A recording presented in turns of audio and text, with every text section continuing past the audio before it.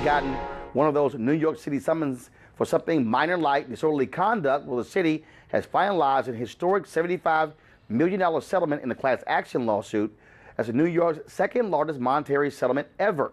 Lawsuit accused the NYPD of issuing hundreds of thousands of criminal summonses issued without cause to fill quotas.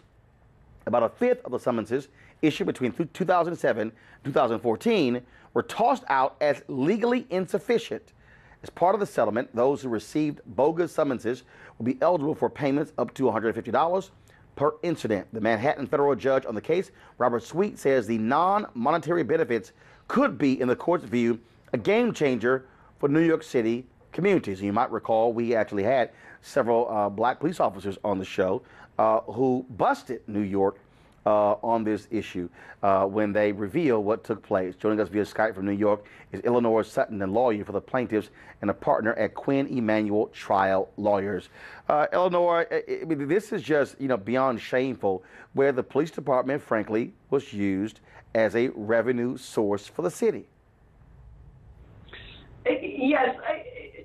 What happened in terms of the number of constitutional rights of the New Yorkers is a stunning pattern of police misconduct. Whether that was for police, it was for a number of reasons, we believe, that go beyond what could have been for revenue.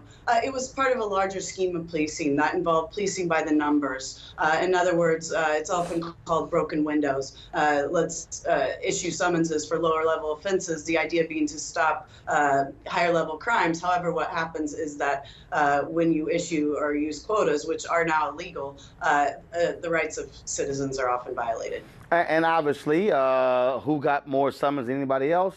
Black and brown people. Yes, we did see that the communities, minority communities, were affected the most by this policy.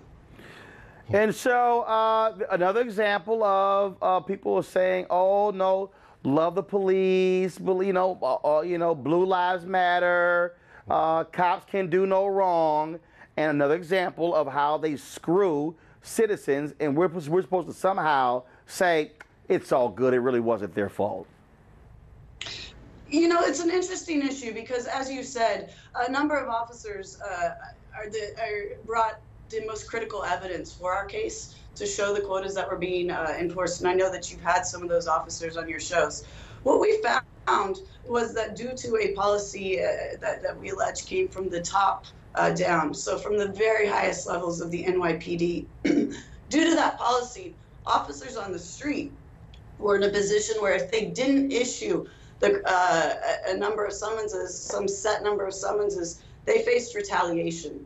So we had there was a policy in place, we allege, that was not just bad for the community because of the number of people whose constitutional rights were being violated, but also put officers in a position where they either faced retaliation or they were in a position where they were giving out summonses without probable cause. So here's the question. Will Mayor de Blasio fire any of these cops who just cost the city $75 million?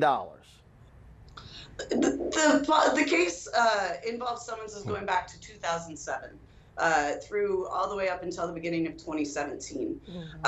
The administration has put in place a number of new policies to address this. Actually, 2016, we did see the first time we saw a decrease of below 20% of the number of summonses that were being issued without that were being dismissed for facial insufficiency. Will anyone be fired? I can't answer that question. I don't know. I can tell you that a number of the people who were in place while this policy, as we allege, was being enforced are no longer in places of senior level power. All right, then. We appreciate it. Thanks a lot. Thank you. A peaceful protest turned deadly. 37-year-old black man was shot and killed by Baton Rouge police. Your hands are in the air, and you still get shot by the cops. Oh, my God, please don't tell me he's dead. We're not going to let hate define us. Race is a big part of this. If truly all lives matter, then all lives need to matter equally. What we require is action. What we require is accountability. We understand that black lives do matter, and we will keep focused on this issue. NewsOne Now, every weekday morning at 7 on TV1.